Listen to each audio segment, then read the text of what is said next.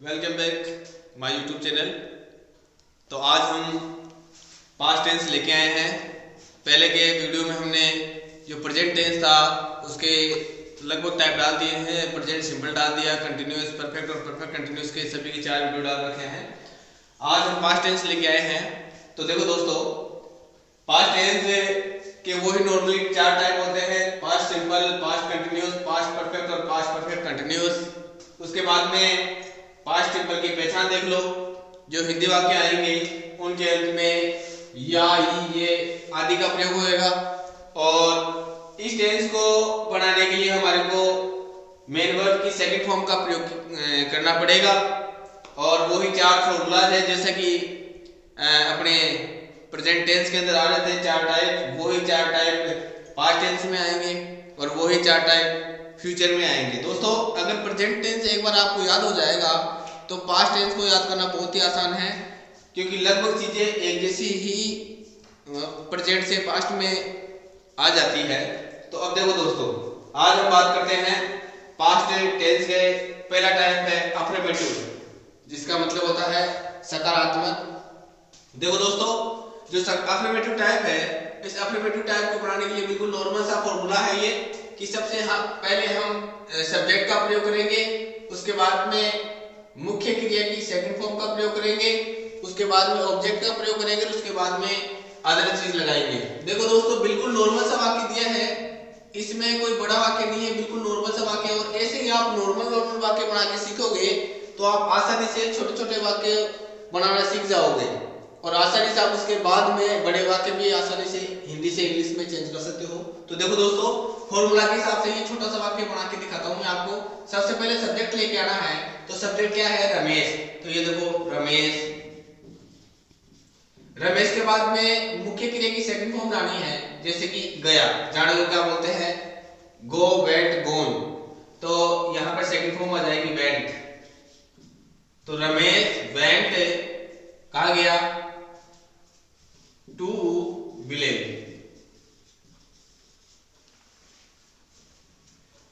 अब इसी के बाद में जो नेगेटिव टाइप का है, जिसका मतलब नकारात्मक होता है, तो देखो दोस्तों ध्यान से, यहीं पे थोड़ा सा चेंज हो जाएगा। अफर्मेटिव जो टाइप था, इस अफर्मेटिव टाइप के अंदर एम की सेकंड फॉर्म का प्रयोग हो रहा था। लेकिन जैसे ही हम लोग अब इसका नेगेटिव टाइप बनाएंगे, तो नेगेटिव टाइप बनाते ही इसके अंदर हेल्पिंग वर्ब के रूप में डिड का प्रयोग हो जाएगा और एमपी की फर्स्ट फॉर्म का प्रयोग हो जाएगा। देखो दोस्तों, यहाँ पर हो रही थी एमपी की सेकंड फॉर्म का प्रयोग, जबकि यहाँ पर जब जैसे ही हम नकारात्मक सेंटेंस बनाएंगे वैसे ही एमपी की फर्स्ट फॉर्म का प्रयोग हो जाएगा और हेल्पिंग वर्ब के रूप में डिड का प्रयोग हो जाएगा। देखो दोस्तों, ये एग्जांपल है, पंकज अपना पाठ याद नहीं किया।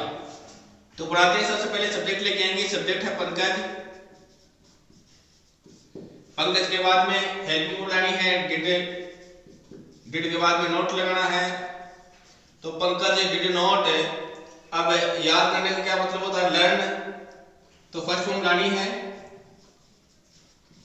लर्न अपना पाठ। तो क्या जाएगा?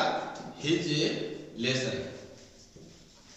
तो देखो दोस्तों, बनाना बहुत ही आसान है, लेकिन आपको करना क्या है कि एक तो ये जो पहचाने हैं और जो फॉर्मूलाज है, इन फॉर्मूलाओं को आपको अच्छी तरह से याद करना है कि भाई जैसे ही नेगेटिव टाइप आएगा उसमें हेल्पिंग वर्ब डिड लगेगी, एमपी की फर्स्ट फॉर्म का प्रयोग करना है, जबकि अफर्मेटिव टाइप आ रहा तो उसमें सेकंड फॉर्म का प्रयोग करना है। तो ये चीज पहचाने है ना, इनको आपको हमेशा याद रखना पड़ेगा। अगर ये पहचान आपके माइंड में हमेशा चलती रहेगी तो आप आसानी से कोई सा वाक्य बना लोगे। अब देखो दोस्तों, इंट्रोगेटिव टाइप है, नॉर्मली है कि सबसे पहले हेल्पिंग वर्ब का प्रयोग कर देंगे, उसके बाद में सब्जेक्ट लगा देंगे, एमपी की फर्स्ट फॉर्म, ऑब्जेक्ट और अदर। जैसे कि एग्जांपल में यहाँ पर लिख रखा है, क्या अध्यापक ने पाठ नहीं पढ़ाया? क्या अध्यापक ने पाठ नहीं पढ़ाया? तो सबसे पहले हेल्पिंग वर्ब का प्रयोग हो जाएगा, तो क्या लग जाएगा? डिड। डिड के बाद में सब्जेक्ट। सब्जेक्ट अध्यापक को बोलेंगे टीचर। टीचर के बाद में एमपी की फर्स्ट, पढ़ाने को बोलेंगे टीच। टीच के बाद में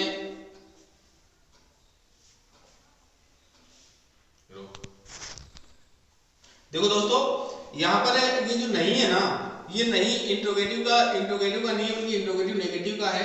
तो एक बार हम इस नहीं को नहीं मानेंगे, तो क्या बनेगा? क्या अध्यापक ने पाठ पढ़ाया? तो डिड टीचर टीच लेसन, ये बढ़ जाएगा। और अब इसका जो इंट्रोगेटिव नेगेटिव का टाइप है उसमें इस सब्जेक्ट के बाद में यहां पर हम लोग क्या लगा देंगे, नोट का प्रयोग कर देंगे।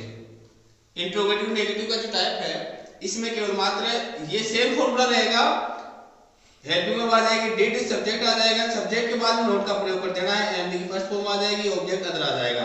तो फिर बाद में ये जो नहीं है इस नहीं को जोड़ देना है, तब यहाँ पे आ जाएगा डिड टीचर, इसके बाद में आ जाएगा नोट टीच लेसन और क्वेश्चन मार्क का क्वेश्चन मार्क। तो इसी प्रकार दोस्तों आप एक बार इस वीडियो को आराम से धीरे धीरे रोक के देखना और जो मैंने पहचान बताई है वो पहचान आप एक बार लिख लेना और उसको याद करने की कोशिश करना। मैं उम्मीद करता हूं कि इतने आसान तरीके से आपको कोई नहीं बताएगा, आप आसानी से सीख जाना तो आपको ये अच्छी तरह समझ में आ जाएगा। तो दोस्तों आज की वीडियो में इतना ही। अगर आपको पसंद आया हो तो लाइक शेयर सब्सक्राइब जरूर करना। धन्यवाद दोस्तों।